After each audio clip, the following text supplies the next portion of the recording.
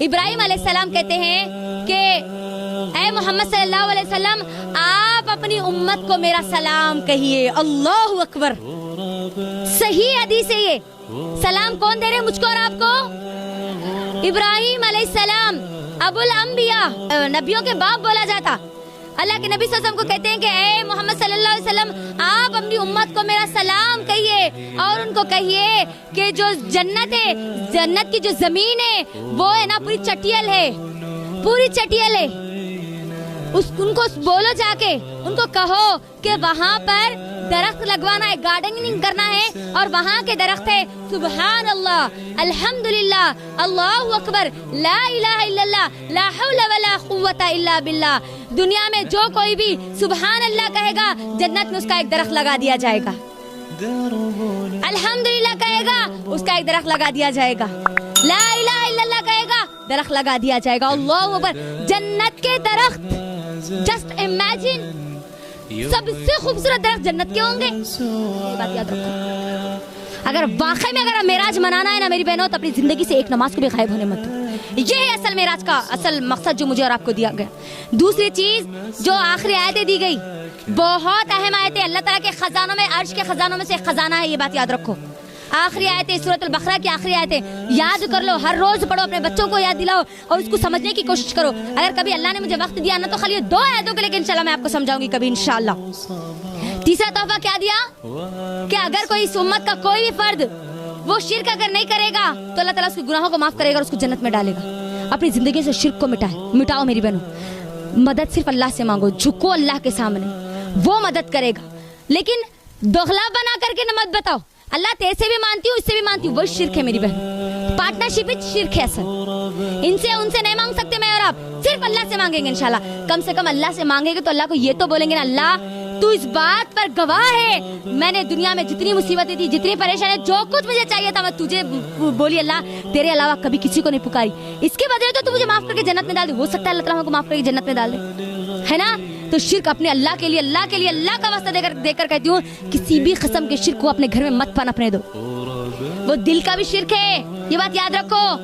अल्लाह ताला सूरह रअद में कहता है कि क्या आपने ऐसे लोगों को नहीं देखा जिन्होंने अपने दिलों को, अपने नफ्स को अपना इलाह बना लिया, अपना माबूद बना लिया। यानी अगर मैं और आप अल्लाह उसकी रसूल की नहीं सुन के अपने दिल की सुन रहे तो मैं और आप भी शिर्क कर, ये बात याद रखो, ये भी शिर्क है। नहीं जी, अल्लाह के रसूल बोल रहे सही बात है, लेकिन वो क्या बोलते, अब हमारे घर में नहीं चलता ना, हमारे ससुराल में नहीं चलता ना, मायके में नहीं चलता ना, ये ना आपको नार में लेके जाती सीधा। ठीक है, ये भी शिर्क है, बात याद रखो। ये 3 तोहफे दिए गए।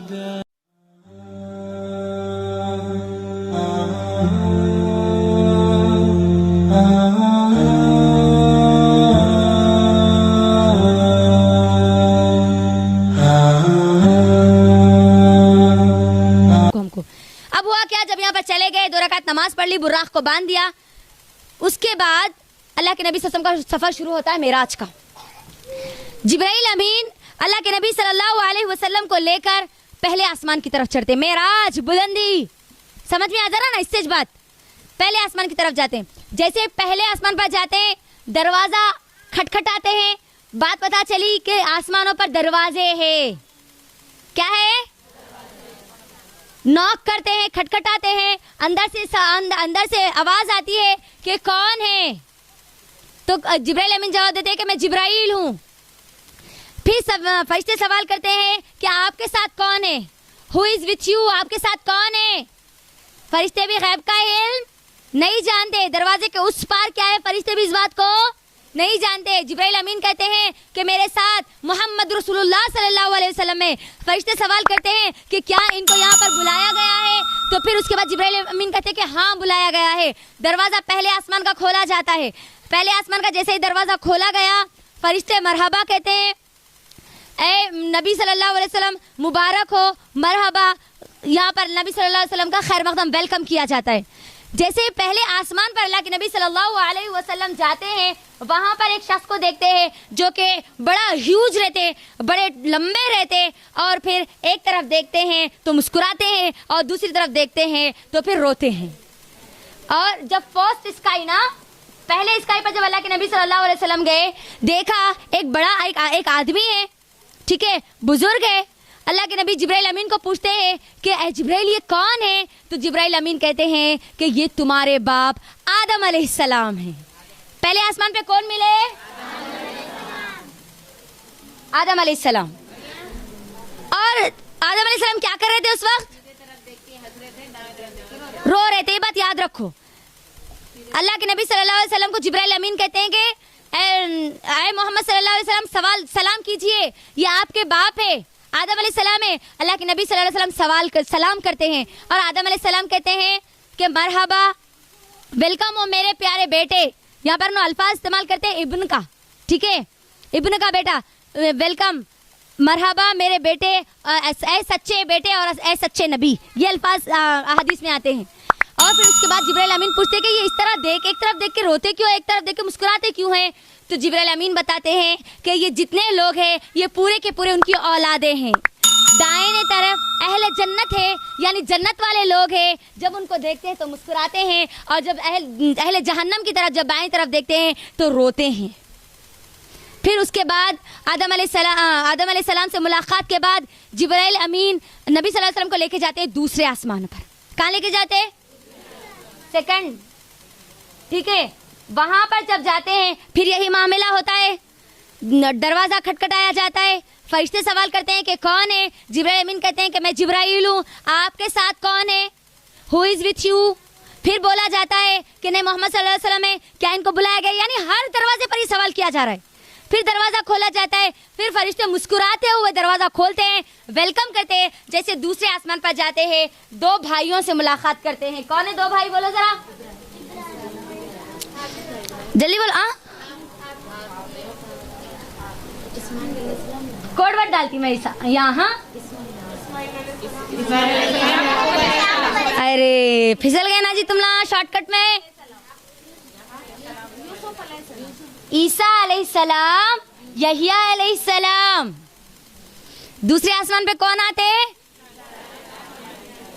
دونوں بھائی ہیں, خالہ زاد بھائی ہیں دونوں.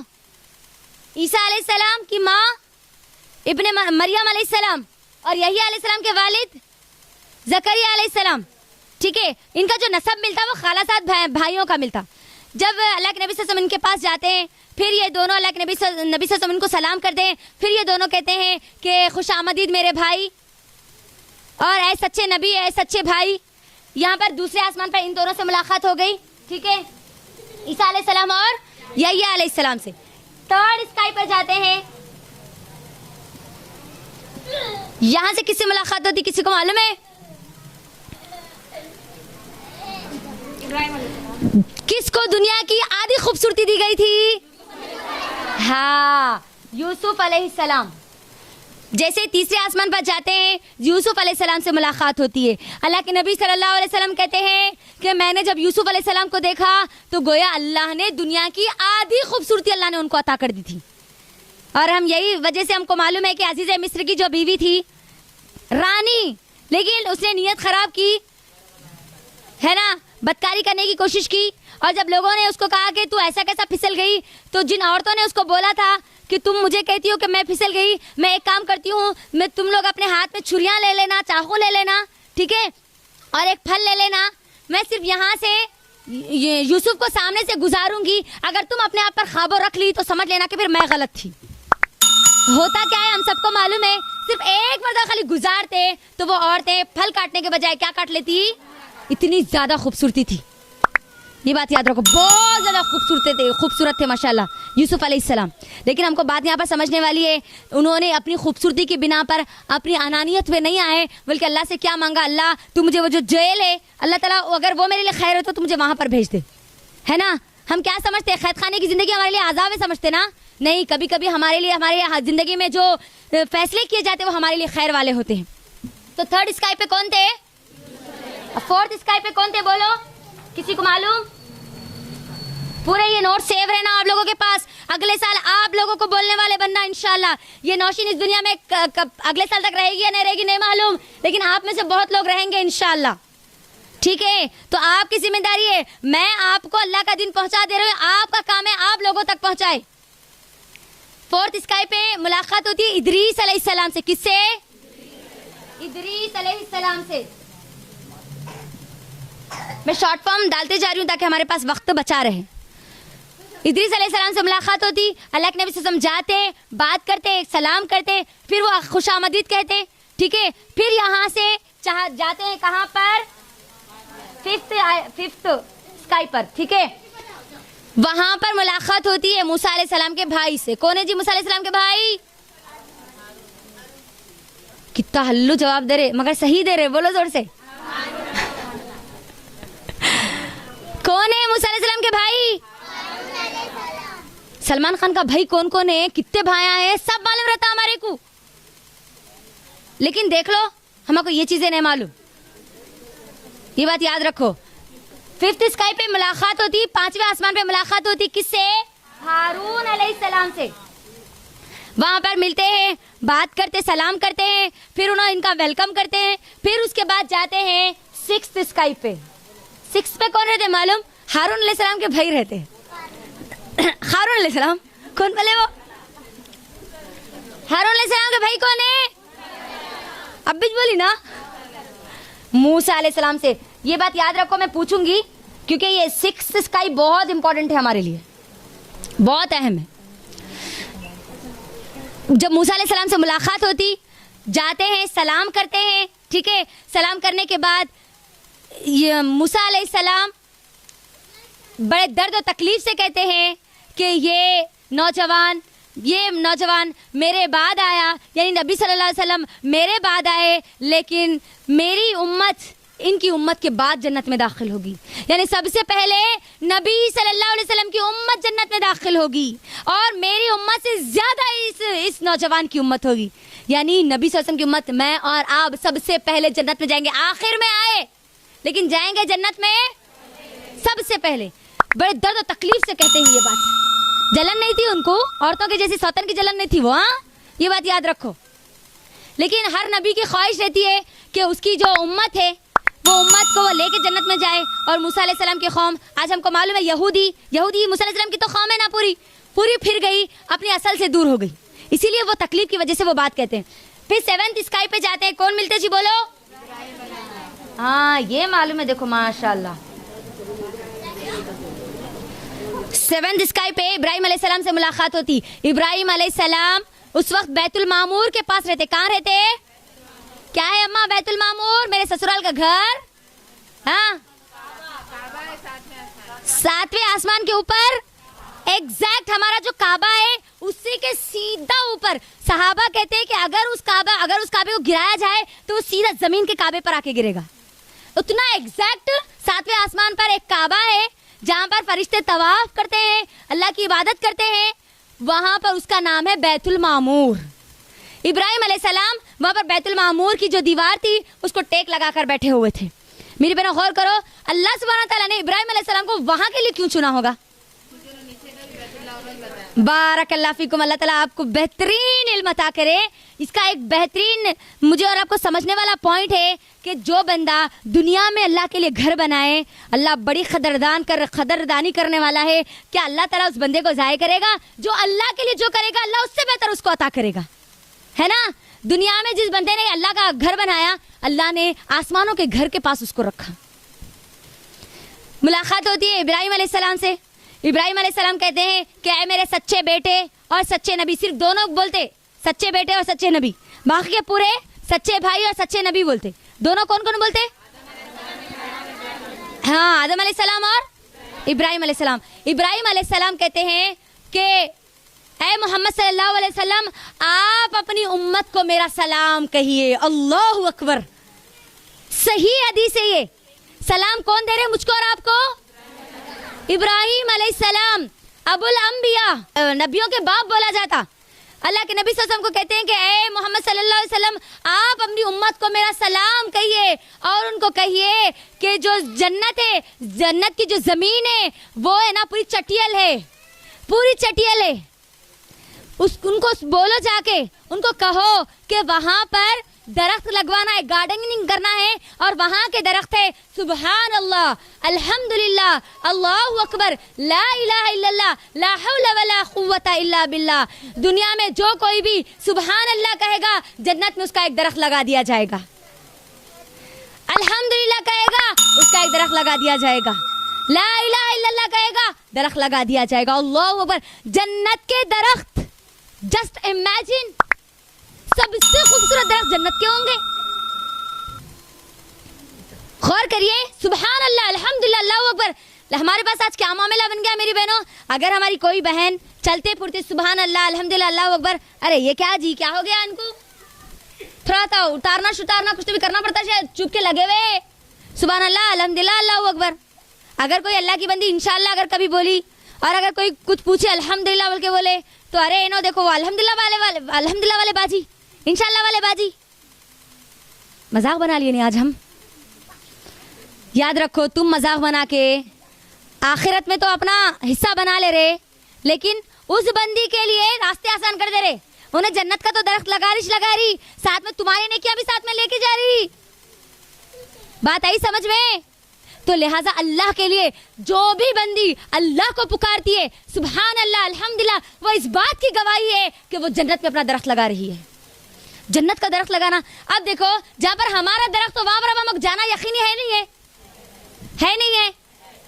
اللہ کو بول سکتے نا, اللہ میں دنیا میں اتنے درخت لگئی تھی, اب مجھے جہنم میں کیسا ڈالے گا اللہ, تو کچھ تو بنا لو اپنے لیے پیچھے توشا جو اللہ کو بول سکے, ہے نا.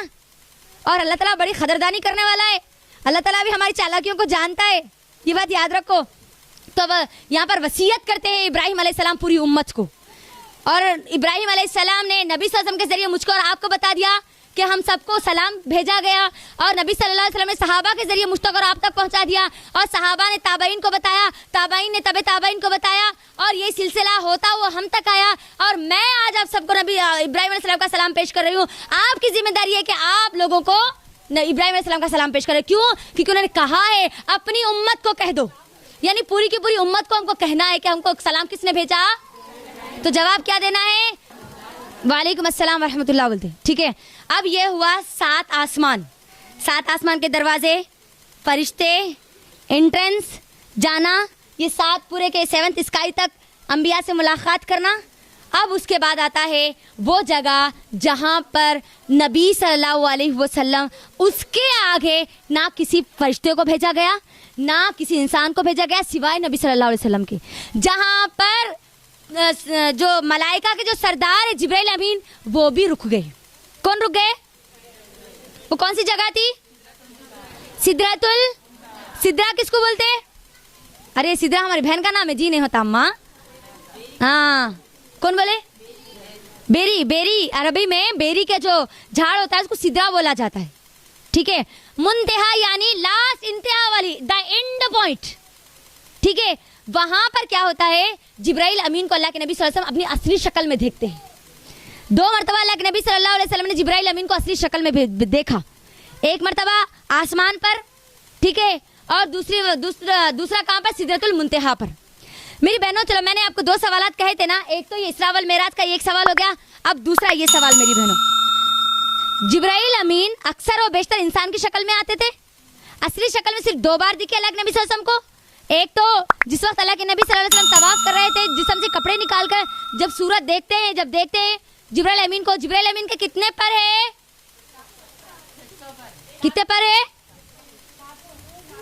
600 700 جی 600 پر ہے, ونگس 600 ونگس ہے. ٹھیک ہے, زبردست خوبصورت بہترین گرین کلر کا لباس, سبز لباس جبرائیل امین زیبتن کیے ہوئے تھے. پورے کتنے 600 پر, اللہ اکبر, ونگس پورے. اللہ کے نبی صلی اللہ علیہ وسلم کہتے ہیں کہ فرشتے بہت طاقتور رہتے, یہ بات یاد رکھو, بہت طاقتور رہتے. اگر خالی انہوں ایک ایسا پر پلٹا دیا نا, پوری بستی پلٹ جاتی. لوط علیہ السلام کی بستی کیسا پلٹ گئی تھی, پوری اوپر کی بستی نیچے چلے گئی تھی نا. خالی کچھ بھی نہیں کرے, خالی ایک فرشتہ خالی سا پر پلٹایا تھا, پوری بستی پلٹ گئی تھی. دیکھو اسی لیے بولا گیا نا آیت الکرسی پڑھو, تمہارے ساتھ کون رہتا؟ فرشتہ رہتا نا, یعنی بیسٹ باڈی کر رہے تھا ہمارے ساتھ, زبردست نگران کرنے والا میرے اور آپ کے ساتھ رہتا. شیطان تو اب آنا دور کی بات ہے, آتا ہی نہیں. है ना, तो 600 पर माशाल्लाह। फिर अल्लाह के नबी सल्लल्लाहु अलैहि वसल्लम जब उनको अपनी असली हालत में देखते हैं, लेकिन अल्लाह के नबी सल्लल्लाहु अलैहि वसल्लम ने हम सबको बताया है कि जिब्राइल अमीन एक सहाबी की शक्ल लेके हमेशा आते थे। वो सहाबी का नाम क्या है, जल्दी बोलो। एक सहाबी की हमेशा वही सहाबी की शक्ल लेके आते थे, जिब्राइल अमीन आते थे। इंटरेस्टिंग है क्वेश्चन। अल्लाह के नबी सल्लल्लाहु अलैहि वसल्लम ने तमाम अंबियाओं के बारे में भी बताया सहाबा को, है ना। मूसा अलैहि सलाम के बारे में बोला कि मूसा अलैहि सलाम की जो खुसूसियात है वो उमर रज़ियल्लाहु अन्हा के जैसी दिखती है, बोला ना अल्लाह के नबी सल्लल्लाहु अलैहि वसल्लम। ईसा अलैहि सलाम के बारे में भी बताया और इब्राहिम अलैहि सलाम के बारे में भी बताया कि इब्राहिम अलैहि सलाम की सूरत और शक्ल और तकरीबन चीज़ें मुझसे मिलती है, बोले अल्लाह के नबी सल्लल्लाहु अलैहि वसल्लम। वैसे जिब्राइल अमीन के बारे में बोला, कौन से सहाबी की शक्ल में आते थे, मालूम किसी को? एक नहीं, चलो थोड़ा सा और बढ़ा देंगे, 2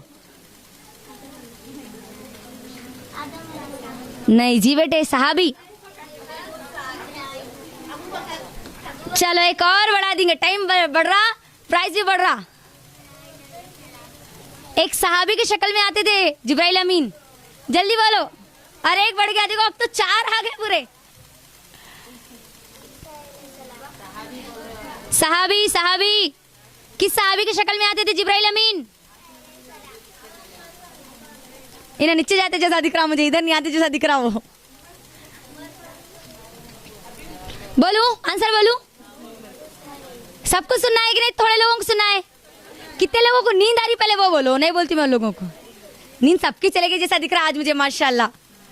वाकयात बड़े गौर से सुन रहे देखो आज पूरे। बोलू, रेडी है? नहीं बोलो, नहीं नहीं, मैच बोल दो अब, क्योंकि वाकया आगे का भी कंटिन्यू करना है।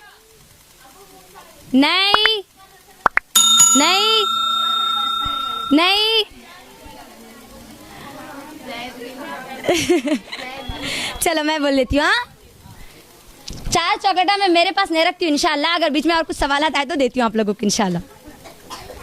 दहिया खलबी रज़ी अल्लाह ताला अन्हु की शक्ल में आते थे, दहिया खलबी, ठीक है, ये बात याद रख लो, हमारे इल्म के लिए बहुत ज़रूरी है चीज़ें। अब होता क्या है, अब वहाँ पर सुना, अब यहाँ से असल मेराज का जो तोहफे है वो यहाँ पर दिए गए। ये तो अल्लाह के नबी सल्लल्लाहु अलैहि वसल्लम का सफ़र चल रहा, मेराज का चल रहा, इसरा का चल रहा। हाँ पक्का श्योर है?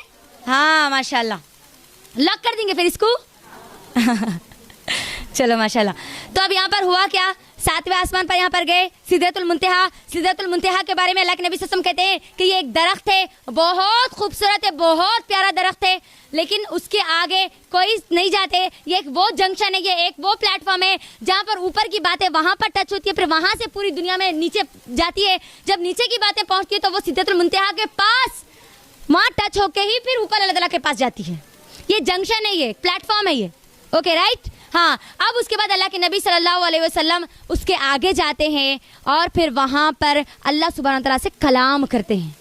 मुझे बताओ कितने लोगों को ये बात मालूम है कि अल्लाह ताला नबी सल्लल्लाहु अलैहि वसल्लम ने अल्लाह ताला को देखा? कितने लोग बोल रहे हैं ये बात? क्या अल्लाह ताला को नबी सल्लल्लाहु अलैहि वसल्लम ने देखा? आज बहुत सारे लोगों का अकीदा है, मुसलमानों का अकीदा है कि नबी सल्लल्लाहु अलैहि वसल्लम मेराज के मौके पे अल्लाह को देख कर आए। सॉरी, कोई हदीस ऐसी नहीं है, बल्कि अल्लाह वो झूठ कहता है अगर जो भी कहता है। अल्लाह के नबी सल्लल्लाहु अलैहि वसल्लम ने अल्लाह को नहीं देखा, बल्कि अल्लाह के सामने एक पूरा हिजाब था, एक नूर का पर्दा था और वहां से कलाम हुआ, बात हुई। तो अल्लाह सुब्हानहू व तआला ने नबी सल्लल्लाहु अलैहि वसल्लम को 3 तोहफे दिए। कितने तोहफे दिए? पहला तो सबको मालूम क्या था? हाँ, मेराज अच्छा निकला तुम लोग के मुझसे फिर। हाँ, पहला तोहफा, दूसरा बोलो,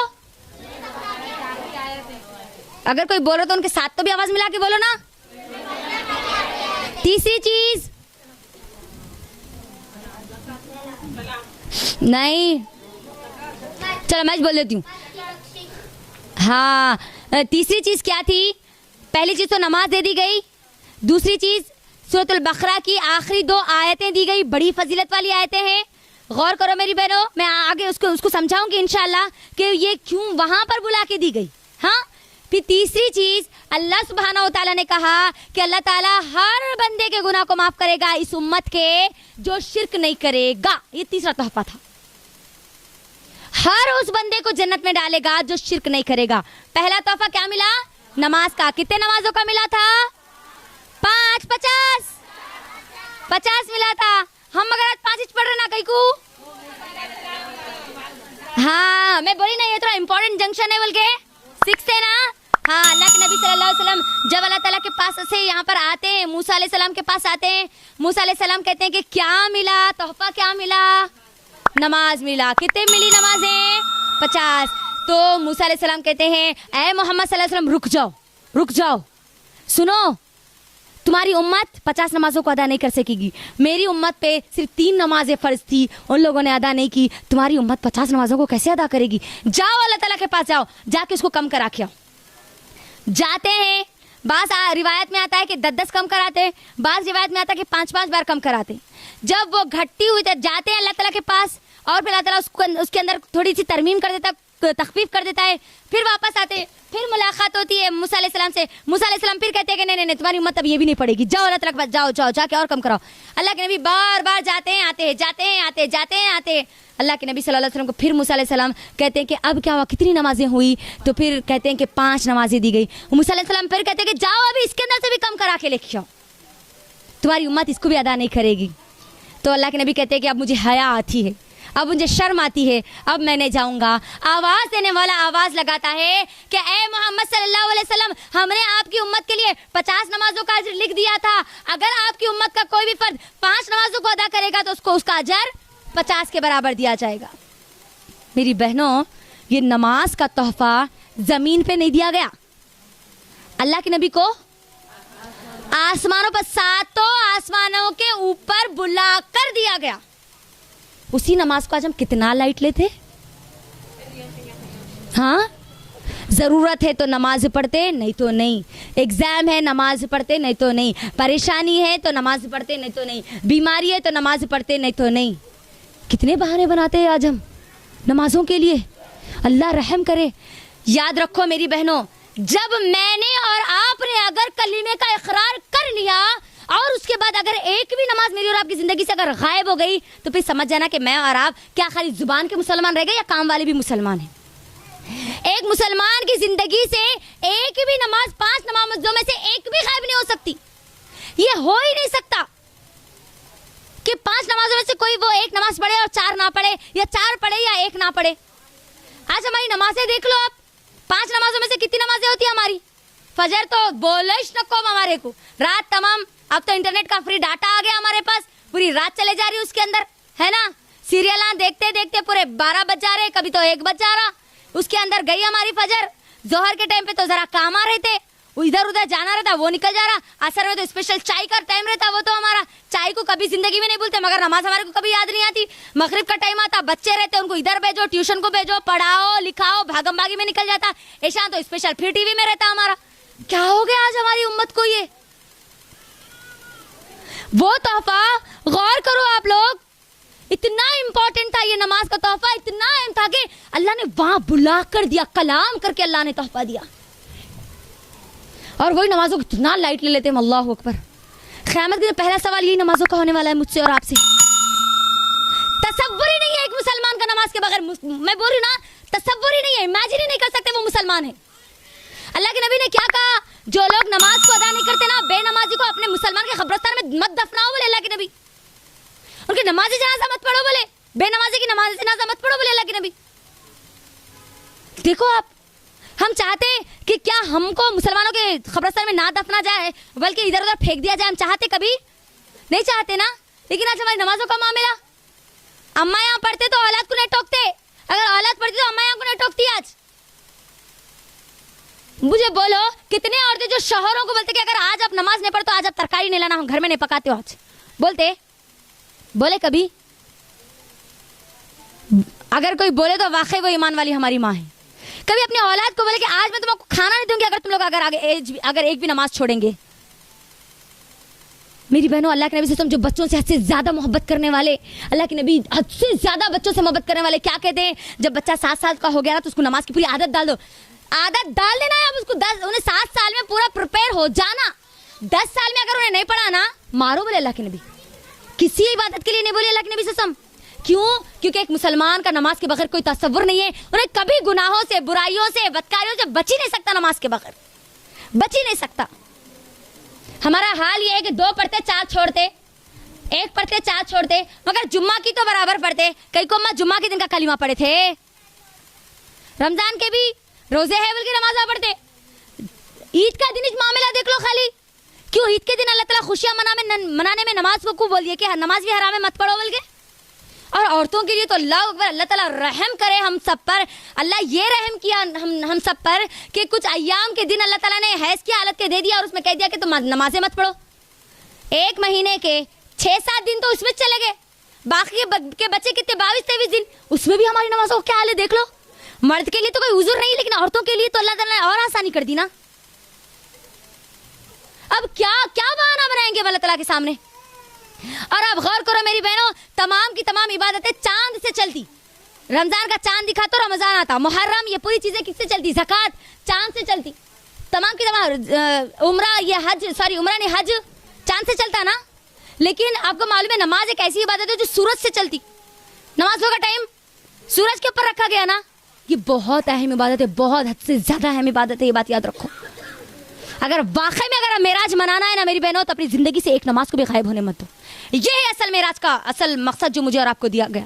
دوسری چیز جو آخری آیتیں دی گئی, بہت اہم آیتیں, اللہ تعالیٰ کے خزانوں میں, عرش کے خزانوں میں سے ایک خزانہ ہے, یہ بات یاد رکھو. آخری آیتیں سورۃ البقرہ کی آخری آیتیں یاد کر لو, ہر روز پڑھو, اپنے بچوں کو یاد دلاؤ اور اس کو سمجھنے کی کوشش کرو. اگر کبھی اللہ نے مجھے وقت دیا نا تو خالی 2 آیتوں کے لیے انشاءاللہ میں آپ کو سمجھاؤں گی کبھی انشاءاللہ. تیسرا تحفہ کیا دیا کہ اگر کوئی اس امت کا کوئی بھی فرد وہ شرک اگر نہیں کرے گا تو اللہ تعالیٰ اس کے گناہوں کو معاف کرے گا اور اس کو جنت میں ڈالے گا. اپنی زندگی سے شرک کو مٹاؤ میری بہنوں. مدد صرف اللہ سے مانگو, جھکو اللہ کے سامنے, وہ مدد کرے گا. لیکن دوغلا بنا کر کے مت بتاؤ اللہ تیرے سے بھی مانتی ہوں, اس سے بھی مانتی ہوں, وہ شرک ہے میری بہنوں. پارٹنرشپ شرک ہے اصل. ان سے نہیں مانگ سکتے میں اور آپ, صرف اللہ سے مانگیں گے انشاءاللہ. کم سے کم اللہ سے مانگیں گے تو اللہ کو یہ تو بولیں گے نا, اللہ تو اس بات پر گواہ ہے میں نے دنیا میں جتنی مصیبتیں تھی, جتنی پریشانی, جو کچھ مجھے چاہیے تھا میں تجھے بولی اللہ, تیرے علاوہ کبھی کسی کو نہیں پکاری. اس کے بدلے تو مجھے معاف کر کے جنت میں ڈال دے. ہو سکتا ہے اللہ تعالیٰ کو معاف کر کے جنت میں ڈال دے, ہے نا. تو شرک اپنے اللہ کے لیے اللہ کا واسطہ دے کر کہتی ہوں, کسی بھی قسم کے شرک کو اپنے گھر میں مت پنپنے دو. وہ دل کا بھی شرک ہے, یہ بات یاد رکھو. اللہ تعالیٰ سورہ رعد میں کہتا ہے کہ کیا آپ نے ایسے لوگوں کو نہیں دیکھا جنہوں نے اپنے دلوں کو, اپنے نفس کو اپنا الہ بنا لیا, اپنا معبود بنا لیا. یعنی اگر میں اور آپ اللہ اس کے رسول کی نہیں سن کے اپنے دل کی سن رہے تو میں اور آپ بھی شرک کر رہے. یہ بات یاد رکھو, یہ بھی شرک ہے. نہیں جی اللہ اس کے رسول بول رہے صحیح بات ہے, لیکن وہ کیا بولتے, اب ہمارے گھر میں نہیں چلتا نا, ہمارے سسرال میں نہیں چلتا نا, مائکے میں نہیں چلتا نا, یہ نا آپ کو نار میں لے کے جاتی سیدھا. ٹھیک ہے, یہ بھی شرک ہے, بات یاد رکھو. یہ 3 تحفے دیے گئے. جب یہ 3 تحفے لے کر اللہ کے نبی صلی اللہ علیہ وسلم واپس آتے ہیں, مسجد اقصیٰ واپس آتے ہیں, جیسے مسجد اقصیٰ یعنی پیلسٹائن میں واپس آتے ہیں, وہاں پر دیکھتے ہیں کہ 1,24,000 انبیاء وہاں پر موجود تھے. اور ایسا لگ رہا تھا جیسے وہ کسی کا انتظار کر رہے ہیں. اللہ کے نبی صلی اللہ علیہ وسلم جیسے وہاں پر پہنچتے ہیں, جبرائیل امین کہتے ہیں کہ اللہ کے نبی صلی اللہ علیہ وسلم جائیے آپ نماز ادا کیجیے. اور اللہ کے نبی صلی اللہ علیہ وسلم تمام کے تمام انبیاء کے امام بن کر نماز ادا کرتے ہیں. اس کے ذریعے میری بہنوں اللہ کے نبی صلی اللہ علیہ وسلم کے مقام کو بلند کیا گیا کہ اللہ کے نبی آپ کوئی اور ایسی ویسی شخصیت نہیں ہے, آپ کو پوری امت کا لیڈر بنا کر بھیج دیا گیا. تمام امتوں کا لیڈر, تمام امتوں کو لیڈ کرنے والے انبیاء کا لیڈر بنا کر بھیج دیا گیا. اللہ اکبر. پھر اللہ کے نبی صلی اللہ علیہ وسلم وہاں پر نماز ادا کرتے ہیں. نماز ادا کرنے کے بعد پھر مکہ آتے ہیں. پھر مکہ کے بعد پھر وہاں پر کہاں پر حتیم میں آ کر بیٹھ جاتے ہیں. جب حتیم میں آ کر بیٹھ جاتے ہیں صبح کا وقت ہو جاتا ہے, ہلکی ہلکی صبح رہتی ہے. ابو جہل وہاں سے گزرتا ہے, یہ پورا صحیح واقعات ہے. ابو جہل وہاں سے گزرتا اور ابو جہل دیکھتا کہ یہ محمد صلی اللہ علیہ وسلم ذرا پریشان دکھ رہے. اور اللہ کے نبی صلی اللہ علیہ وسلم واقعی اس وقت پریشان تھے کہ میں کیسے سمجھاؤں میری امت کو, کیسے میں لوگوں کو بتاؤں. کیونکہ دن رات کے کچھ حصے میں ہوا یہ پورا واقعہ, کچھ حصے میں. کتنی دور ہے مکے سے فلسطین, फलस्तीन, मस्जिद अक्सा कितनी दूर है? तो अल्लाह के नबी सल्लल्लाहु अलैहि वसल्लम जरा परेशान नजर आते हैं, और अबू जहल और अबू लहब को तो मौका चाहिए था अल्लाह के नबी सल्लल्लाहु अलैहि वसल्लम के परेशान होने का। जाकर पूछते कि क्या बात है, कोई नई बात हुई क्या आज? कौन पूछ रहा है ये? उम्मत का फिरौन बोले अल्लाह के नबी सल्लल्लाहु अलैहि वसल्लम अबू जहल को। तो अल्लाह के नबी सल्लल्लाहु अलैहि वसल्लम कहते कि हाँ क्या हुआ है? मैं रात के कुछ हिस्से में, अल्लाह के नबी सल्लल्लाहु अलैहि वसल्लम कहते हैं कि मैं रात के कुछ हिस्से में मक्का से पैलेस्टाइन गया, मस्जिद अक्सा गया, फिर वहां से आसमानों की सफर तय किया, फिर वहां से मैं वापस आया। ये अबू जहल कहते तुम जो बात बोल रहे क्या वो बात पूरे मक्के वालों के सामने बोलेंगे? उसका मकसद क्या था? अल्लाह के नबी तुमको झूठा साबित करना। अल्लाह के नबी बोले हाँ बोलूंगा। पूरे लोगों को जमा करता, आवाज दे दे के जमा करता, पूरे लोगों को, पूरे मक्के वालों को जमा करता, जमा करके फिर कहता है कि आप बोलो मोहम्मद क्या बोल रहे थे? अल्लाह के नबी सल्लल्लाहु अलैहि वसल्लम फिर कहते हैं, ये पूरा वाकया समझाते हैं। लोग परेशान हो जाते, ये कैसे हो सकता है? How can it possible? ये कैसे सकता है कि रात के कुछ हिस्से में यहाँ से वहां चले गए, वहां से आसमान चले गए, आसमान के ऊपर से भी 7वें आसमान के ऊपर भी जाके अल्लाह से कलाम करके फिर वापस आए, मस्जिद अक्सा में फिर नमाज पढ़े, फिर यहाँ पर आए। तो लोग क्या करते, अल्लाह के नबी सल्लल्लाहु अलैहि वसल्लम को चेक करने के लिए क्या करते मालूम? अच्छा ठीक है, वहां का छोड़ दो, 7वें आसमानों का तो छोड़ दो, वहां तो कोई नहीं जाके आए, लेकिन फलस्तीन तो जाके आए ना, मस्जिद अक्सा तो जाके आए, है ना? तो मस्जिद अक्सा के बारे में सवाल करना शुरू कर देते, चेक करने के लिए नबी सल्लल्लाहु अलैहि वसल्लम को। अल्लाह के नबी सल्लल्लाहु अलैहि वसल्लम को तरह तरह के सवालात करते। यहाँ पर वो ऐसी दीवार थी, वो कैसी थी? वहाँ पर वो जो इलाका था वो कैसा था? अल्लाह के नबी सल्लल्लाहु अलैहि वसल्लम रात का वक्त था, उतना गौर से अल्लाह के नबी सल्लल्लाहु अलैहि वसल्लम नहीं देखे थे, लेकिन कुछ कुछ आंसर देते जाते थे। अल्लाह के नबी सल्लल्लाहु अलैहि वसल्लम की हैबत बढ़ती जाती। इस हदीस में आता अल्लाह के नबी सल्लल्लाहु अलैहि वसल्लम की जब हैबत बढ़ती, अल्लाह सुब्हानहू व तआला नबी सल्लल्लाहु अलैहि वसल्लम की उस हैबत को कम करने के लिए मस्जिद अक्सा को सामने विजुअल कर देता, एकदम पूरा मंजर को सामने रख देता, और वो मंजर को सिर्फ नबी सल्लल्लाहु अलैहि वसल्लम देख रहे हैं। जैसे जैसे मक्के वाले सवाल करते अल्लाह के नबी सल्लल्लाहु अलैहि वसल्लम देखते जाते और बोलते जाते, देखते जाते बोलते जाते। पूरे मक्के वाले ये बात कहते हैं कि तूने जो जो कहा वो बातों तो पूरी सही है, लेकिन हम तुझे नहीं मानते। अल्लाह अकबर। अबू जहल को बड़ा मस्त मौका मिल गया ना, जाता किसके पास? अबू बकर सिद्दीक रज़ियल्लाहु अन्हु के पास। पहले कहता है कि ए अबू बकर, अगर मैं तुमको कहूँ कि एक शख्स एक रात के कुछ हिस्से में मक्के से सीधा वहां चले गया, मस्जिद अक्सा चले गया और जाके वापस भी आ गया, कि तुम इस बात को मानोगे? तो अबू बकर कहते हैं कि नहीं, ये कैसे हो सकता है? किसने कहा ये बात? उन्हें कहता है कि तुम्हारा जो दोस्त मोहम्मद कहता है ये बात। अगर मोहम्मद सल्लल्लाहु अलैहि वसल्लम ये बात कहते तो सदक़ता, नबी सल्लल्लाहु अलैहि वसल्लम ने सच कहा। बस कैसे हुआ, क्या हुआ, ये उससे उनको कोई मतलब नहीं है, नबी सल्लल्लाहु अलैहि वसल्लम ने कह दिया तो बस कह दिया। जैसे अबू बकर सिद्दीक रज़ियल्लाहु अन्हु ये लफ्ज़ कहते हैं, अल्लाह सुब्हानहू व तआला इस उम्मत के सादिक उनको बना देते हैं। अबू बकर सिद्दीक का उनको लक़ब दिया जाता है। अब ये पूरा वाक़या होता है। फिर अल्लाह के नबी सल्लल्लाहु अलैहि वसल्लम कहते हैं कि अगर तुमको मेरी बात पर यकीन नहीं होता तो सुन लो, 3 कारवान थे जो मक्के की तरफ आ रहे थे। कल सुबह एक पहुंच जाएगा, तुम लोग देख लेना। और एक कारवान वो था जिसका एक ऊंट गुम हो गया, और एक कारवान वो था जिसके मशकीज़े से हमने पानी पिया।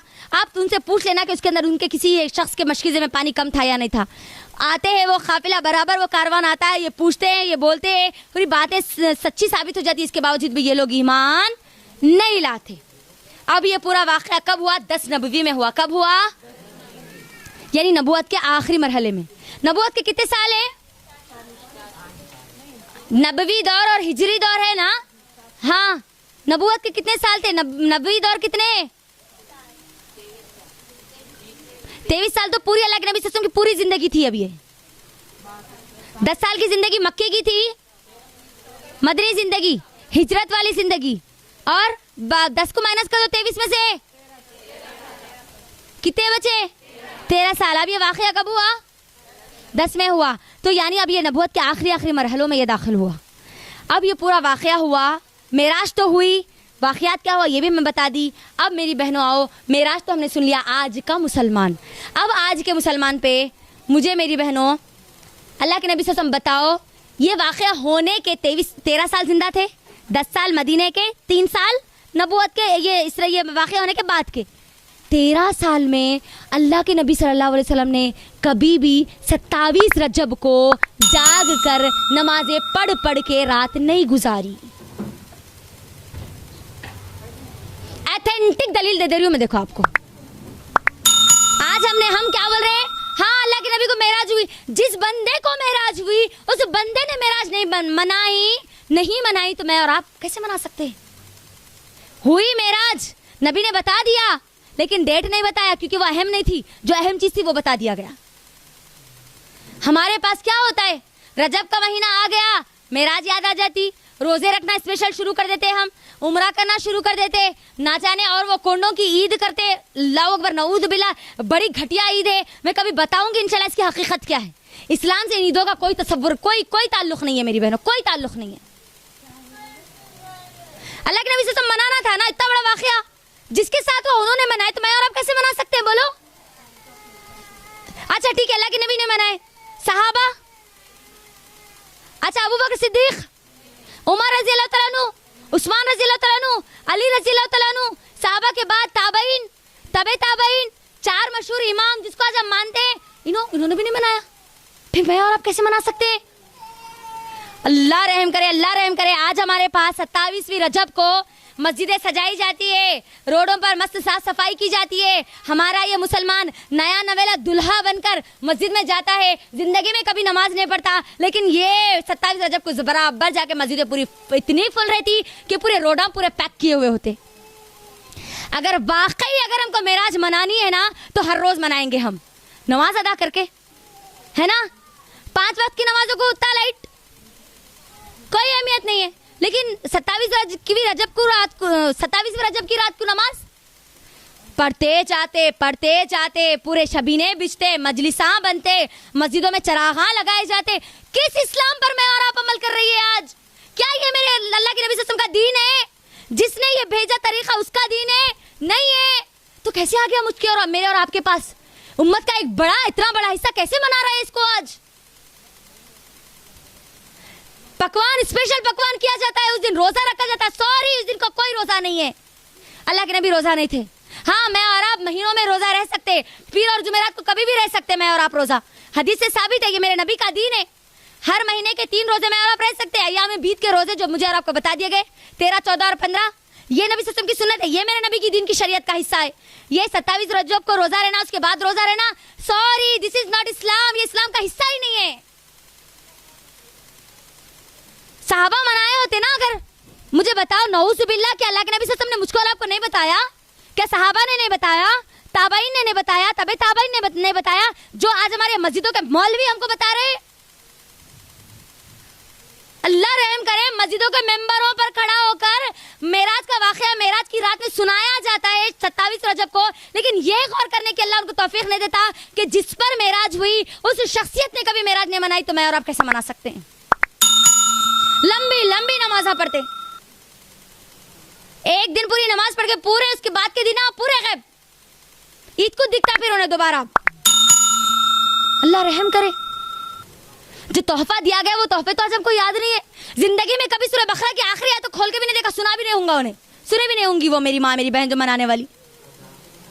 غور کرو، منانا ہے. اب میں دلائل کے ساتھ آپ کو بولی، میں میرے مائکے کی، میرے سسرال کی کہانی نہیں سنائی، اللہ کا واسطہ دے کر کہتی ہوں، اللہ اور اس کے رسول کا دین میں نے آج آپ سب کو بتایا.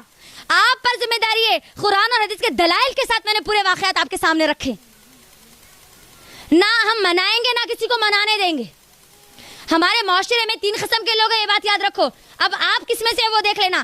پہلے قسم کے لوگ وہ ہے، آج صبح ہی میرے ایک تجوید کے اسٹوڈنٹ ہے، میں نے ان سے پوچھا، بیٹے اب یہ معراج آنے والی ہے معلوم آپ کو؟ تو زٹ بول کے جواب کیا ہے معلوم آپ کو؟ ابا باجی اب معراج آ رہی نا، شب معراج آ رہی نا، میں تو پوری رات جاگتی باجی. وہ چھوٹی سی بچی ہے، 7 سال کی لڑکی ہے، اس کا دماغ کیسے بنا کہ اس کو پوری رات جاگنا ہے؟ غور کریے، جو میرے اور آپ کا جو دین ہے اسلام، اس کا حصہ ہی نہیں ہے وہ، لیکن اس کو بڑا معلوم ہے. 3 قسم کے گروہ. ایک وہ گروہ جس کو معلوم ہی نہیں ہے شب معراج کیا ہے، واقعہ کیا تھا، بس مناتے جا رہے، لوگ منا رہے، دماغ میں بٹھا دیا گیا، پہلے سے چلتا ہوا رہا. 27 رجب آ گئی تو گھراں بھی دھل جاتے، روڑاں بھی دھل جاتے، نالیاں بھی صاف ہو جاتے، ہم بھی صاف ہو جاتے، ٹھہر جاتے مست زبردست نئے دلہا دلہن بن کے اللہ کے سامنے، ہے نا، سج کے سور کے. یہ ایک حصہ جو معلوم ہی نہیں ہے ہمارے امت کا ایک طبقہ. دوسرا طبقہ وہ ہے جس کو معلوم ہے اس کے باوجود بھی وہ گمراہ ہے. اللہ کے لیے دوسری قسم میں مت بنو، نہ پہلی قسم میں بنو نہ دوسری قسم میں بنو. معلوم ہونے کے بعد بھی ہماری انانیت کی وجہ سے اس پر عمل کرنا ہم نہیں چھوڑتے. ارے انہوں بولے تھے ہوں گے جی یہ جماعت کے ہوں گے وہ جماعت کا، اللہ کا واسطہ دے کر کے تمہیں ہم کو کسی جماعت سے مت چھوڑو. میں اس قرآن سے جڑی ہوئی ہوں، میں اللہ اس کے رسول کے دین سے جڑی ہوئی ہوں. اللہ اس کے رسول کا دین ایک ہی ہے, ایک قرآن ہے, ایک نبی ہے, ایک اللہ ہے, تو وہ ایک ہی طریقہ مجھے اور آپ کو دیا گیا. انہوں جماعت کے ہوں گے, وہ جماعت کے اللہ کے لیے جماعتوں کے فرق سے اٹھو تبھی فیصلہ کر سکتے ہو کہ تم جنتی ہو یا جہنمی ہو, کس میں اپنا آپ شمار کر رہی ہو. یہ جو صحیح طریقہ تھا مجھے اور آپ کو بتا دیا گیا. پہلا گروہ ہے وہ جس کو معلوم ہی نہیں ہے, واقعات نہیں معلوم, معراج ہوئی تھی, نماز پڑھنا انہوں پڑھ لیتے جا رہے. دوسرا وہ ہے جس کو معلوم ہے لیکن پھر بھی انہوں عمل نہیں کر رہے. تیسرا وہ ہے جو کہ معلوم ہونے کے بعد کبھی اللہ کی شریعت کو نہیں توڑتے. ان لوگوں میں مجھے اور آپ کو بننا ہے. اب مجھے اور آپ کو یہ واقعے سے لینا کیا ہے, ٹھیک ہے, کیوں مجھے میرے اور آپ کے لیے واقعہ ہمیشہ کے لیے محفوظ کر دیا گیا, یہ سب سے امپورٹنٹ ہے نا, ہے نہیں ہے؟ ہاں, یہ اب بہت اہم ہے. دیکھو میری بہنوں, یہ آخری مرحلے میں داخل ہو چکی اپنے بیان کے, بہت اہم حصہ ہے, پورا خلاصہ ہے اس کے اندر. پورا واقعہ جو رکھا گیا میرے اور آپ کے لیے, اللہ نے قرآن اور حدیث کے اندر اس کو محفوظ رکھ دیا. تو یاد رکھو اس پورے واقعے سے, اسراء والمعراج کے واقعے سے, شب برات, اب شب معراج نہیں بولیں گے اب ہم, کیونکہ وہ اسلام کا حصہ ہی نہیں ہے. اسراء والمعراج اسلام کا حصہ ہے, ٹھیک ہے. ہاں, تو اب مجھے اور آپ کو کیا پہلا پیغام کیا دیا گیا اس کے ذریعے, اسراء والمعراج کے ذریعے, کہ یاد رکھو کبھی ہمت مت ہارو. مشکل ہے, پریشانی ہے, اللہ تعالیٰ تمہارے لیے آسانی پیدا کرے گا. اللہ نے نبی صلی اللہ علیہ وسلم کے لیے آسانی پیدا کی. اتنا غم, اتنا پریشانی کہ بیوی چلی گئی, سپورٹ کرنے والا جو چچا تھا وہ چلا گیا, ہے نا, لوگ ان کے خلاف ہو گئے, اپنے ان کے خلاف ہو گئے, ہر کوئی تانا دینے والے, یہاں تک کہ لوگ مار رہے تھے نبی صلی اللہ علیہ وسلم کو. اللہ نے قرآن میں سچ کہا, فَإِنَّ مَعَ الْعُسْرِ يُسْرًا, إِنَّ مَعَ الْعُسْرِ يُسْرًا. یاد رکھو ہر مشکل کے بعد آسانی ہے. آپ ہم کو معراج کے واقعے سے کیا سبق لینا ہے؟ معراج ہوئی تھی اللہ کے نبی صلی اللہ علیہ وسلم پر, اس وقت جب اللہ کے نبی صلی اللہ علیہ وسلم پریشان تھے, مشکل میں تھے, اللہ نے آسانی پیدا کر دی. آج اگر ہم پریشان ہیں تو اللہ کو مت چھوڑو, اللہ کو مت چھوڑو, اللہ کو چھوڑ کے کہیں اور مت جاؤ, اللہ کو چھوڑ کے کسی اور کو مت پکارو, باغی مت بنو. یاد رکھو اللہ بہت قدر کرنے والا ہے. اللہ اپنے بندوں کو ضائع نہیں کرتا. اللہ نے نبی صلی اللہ علیہ وسلم کو ضائع نہیں کیا, مجھے اور آپ کو بھی ضائع نہیں کرے گا. اگر میں اور آپ اس بات کا یقین رکھیں گے کہ میرا اللہ مشکل بھی وہی دے گا, مجھے وہاں وہ مشکل سے نکالے گا بھی وہی. ہر مشکل کے بعد آسانی ہے.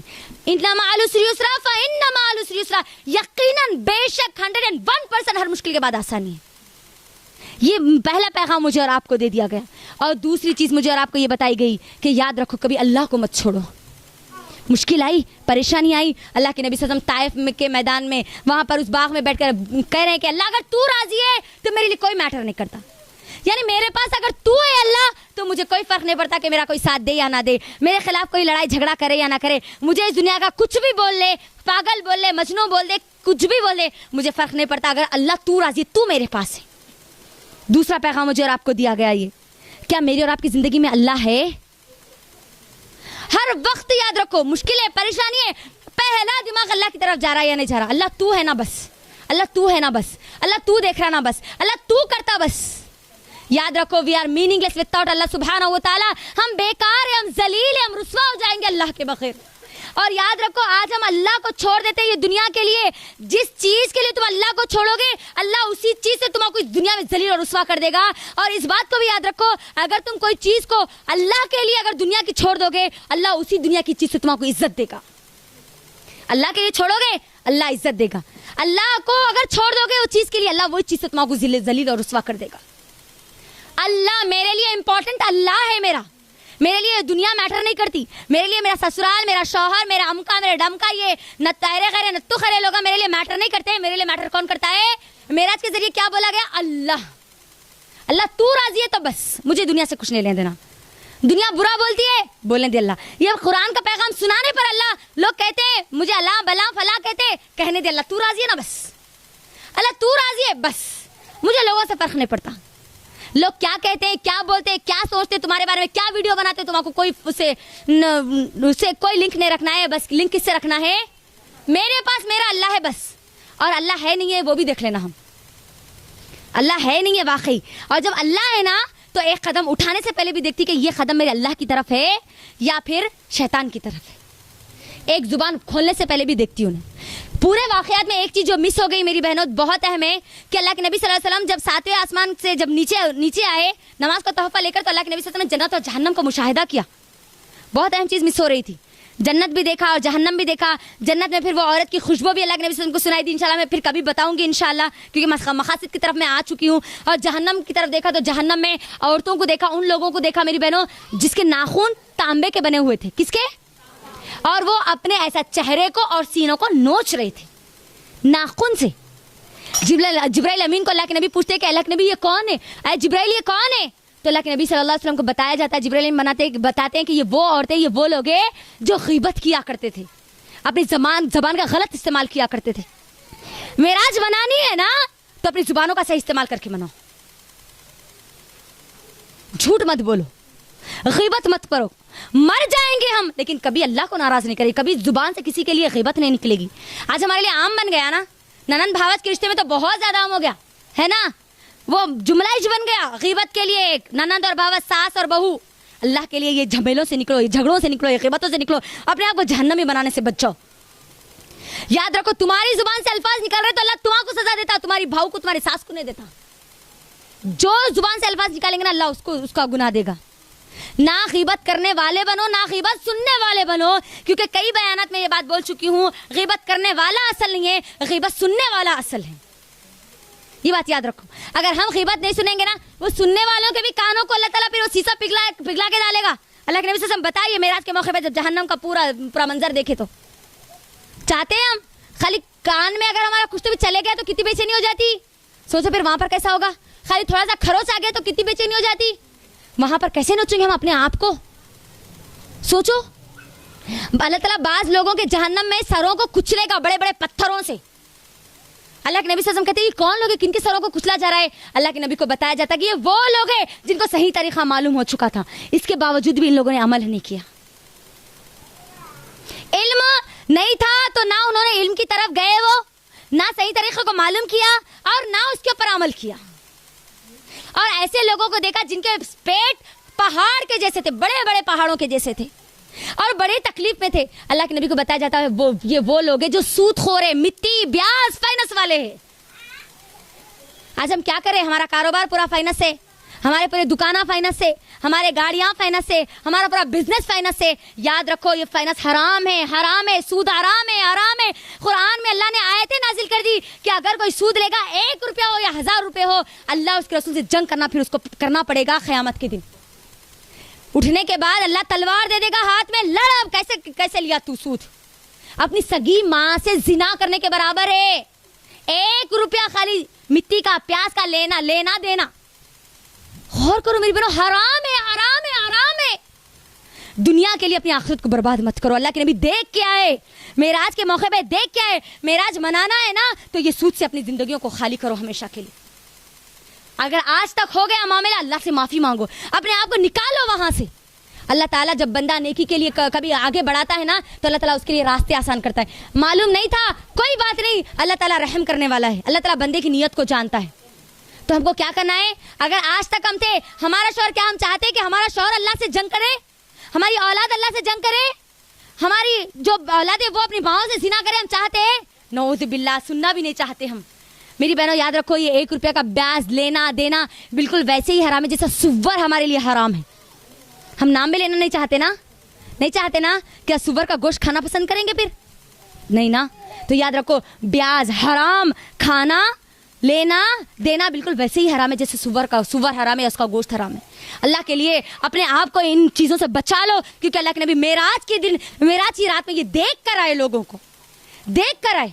उनके लिए दुनिया में भी उनके लिए आज़ाब है। ये हराम खोरों के लिए जो हराम खाते हैं, खुल्ला अल्लाह की नाफरमानी करते, 1 रुपया भी लेना नहीं देना। शादी हो गई, होना है नहीं होना है वो अल्लाह के हवाले, लेकिन हम अल्लाह से जंग करके हमारी बेटियों की शादी नहीं करेंगे। अल्लाह से जंग करके हम घर नहीं बनेंगे। वो घर कैसा सुकून का घर हो सकता है मेरी बहनों, जो अल्लाह के रसूल से जंग करने के लिए तैयार हो?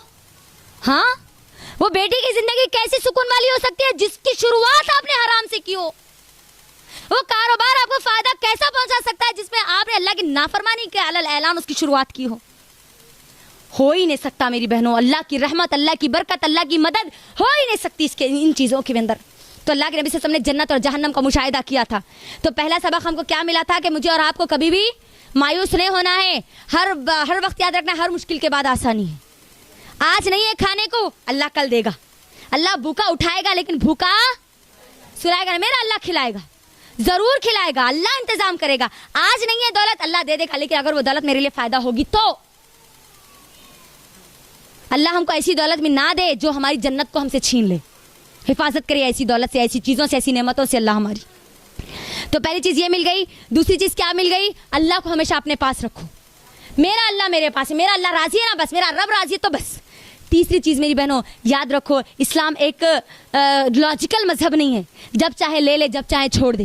نہیں, نماز کے لیے لے لے, اذان ہو گئی تو لے لے, پھر شادی میں چھوڑ دے, گھر میں چھوڑ دے, سب چیزوں میں چھوڑ دے. نہیں میری بہنوں, ایک مسلمان جب کلمہ لا الہ الا اللہ کا اقرار کرتا ہے نا, تو پوری زندگی اسلام کے مطابق ہوتی ہے اس کی. حجاب, پردہ, آج یہ پورا اٹھایا جا رہا نا, پورا اس کے اوپر میرا پورا لیکچر موجود ہے. اس کے چھوٹے چھوٹے شارٹ کلپس کر کے ہم لوگ ڈال رہے ہیں. اگر آپ کو دیکھنا ہے تو آپ IEC کے چینل پر دیکھ سکتے ہیں. ہر روز ڈالے جا رہے ہیں, آج بھی ڈالی گئی. یاد رکھو, کمپرومائز مت کرو. یہاں پر مجھے اور آپ کو دیا جا رہا, اللہ کے نبی صلی اللہ علیہ وسلم کے ذریعے دین بتایا گیا نا, معراج بتائی گئی نا, کیا ہوئی, لیکن منانے کا طریقہ نہیں بتایا گیا. مجھے اور آپ کو دین بتایا گیا, حجاب بتایا گیا. حجاب مجھے اور آپ کو ہمیشہ کرنا ہے. کرنٹ گورنمنٹ وہاں کی کیا بول رہی, کرناٹک کی کیا بول رہی کہ وہ کس دن حجاب کا حکم دیں گے, کس دن حجاب کو ان کو پریکٹس کرنے دیں گے, جمعہ کو اور پھر رمضان کو. کیوں؟ رمضان کے مسلمان ہیں, خالی رمضان کے دن خالی رمضان کا کلمہ پڑھے, جمعہ کے دن کا کلمہ پڑھ کے آئے. نہیں, کسی بھی چیز کے لیے, دنیا کی کسی بھی نعمت کے لیے ہم اللہ اور اس کے رسول کمپرومائز نہیں کریں گے. کچھ بھی ہو جائے, دنیا کا علم ہے نا, ڈاکٹر بن گئی میں, اگر اللہ اور اس کے رسول کو کمپرومائز کر کے موت آ گئی تو کیا فائدہ اس ڈاکٹر بننے کا. لائر بن گئے, کچھ بھی بن گئے, دنیا میں موت آ گئی, مسلمان ہوں, سو کال مسلم, اپنے آپ کو مت بناؤ. اللہ اور اس کے رسول کے لیے کمپرومائز مت کرو. اللہ اور اس کے رسول کا طریقہ معلوم ہو گیا, بس لوگاں کیا بولتے, بیٹیاں کی شادیاں ہوتے نہیں ہوتے, گھر میں ایک ٹائم کا رہتا نہیں رہتا, میرا اللہ میرے پاس ہے نا, بس وہ نہیں کرتا انتظام. مجھے نہیں دیکھنا ہے, مجھے دنیا میں جانا ہے, یہاں کی دنیا کی زندگی ختم ہونے والی ہے. یہ بات ہمیشہ یاد رکھنا ہے. کمپرومائز دین کو نہیں کریں گے ہم. اللہ کے نبی صلی اللہ علیہ وسلم ظلم ہوا, پریشانی آئی, اللہ کے نبی نے دین کو کمپرومائز کر لیا, بولا مشرکین مکہ کو, ہاں نہیں بولا نا. جب میرا اور آپ کا نبی, میں جس کا اقرار کرتے ہیں ہم, وہ نبی کبھی کمپرومائز نہیں کر سکتا, تو کیا یہ مسلمان عورتیں کمپرومائز کر سکتی ہے؟ حجاب پہ تو بالکل کرنے کا سوال ہی نہیں آتا. حجاب تو دور کی بات ہے, ایک سیکنڈ کے لیے ہم اللہ اور اس کے رسول کو نہیں چھوڑ سکتے, ورنہ ہم اسلام کے دائرے سے خارج ہو جائیں گے. یہ بات یاد رکھو. چوتھی چیز اور بڑی اہم چیز اور آخری چیز میری بہنوں, آخری چیز, ریڈی ہے آپ لوگوں نے تو میں کمپلیٹ کر دوں. ایک ہی چیز ہے اب, آخری چیز ہے. ہاں, آخری چیز, اپنے وجود کو پہچانو کہ میں اور آپ کون ہیں. میں اور آپ امت مسلمہ ہیں. کون ہے بولو؟ نبی صلی اللہ علیہ وسلم کی امت ہے. میں نے جب یہ پورے واقعے کو پڑھا تھا میری بہنوں, تو مجھے ایک ہی چیز سمجھ میں آئی میری بہنوں, کہ اللہ کے نبی صلی اللہ علیہ وسلم کو جب معراج کرائی گئی نا, جب معراج کرائی گئی, کیوں میرے کو ایک چیز بڑی اس کے اندر زبردست لگی, ایک پوائنٹ ذہن میں آیا کہ دنیا والوں نے اللہ کے نبی صلی اللہ علیہ وسلم کی قدر نہیں کی تھی. بچوں کو خاموش بٹھائیے پلیز.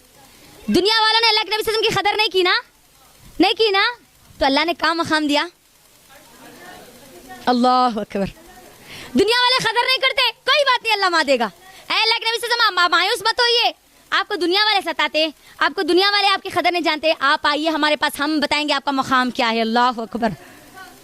یہ معراج کا اصل مقصد تھا. تو اللہ کے نبی صلی اللہ علیہ وسلم میرے اور آپ کے لیے لوگوں کے تانے سنے, میرے اور آپ کے لیے لوگوں کی باتیں سنے, میرے اور آپ کے لیے پتھر کھائے, آنسو بہائے, اللہ کے سامنے کھڑے ہو کر میرے اور آپ کے لیے دعائیں کرتے رہے. میں اور آپ اللہ اس کے اللہ نبی صلی اللہ علیہ وسلم کی کتنی عزت کرتے ہیں وہ دیکھ لو.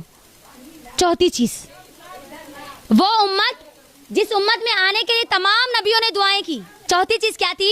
کہ میں اور آپ امت محمدیہ میں ہیں, جس امت میں آنے کے لیے تمام نبیوں نے دعا کی. نبیاں دعا کر رہے, انبیاء.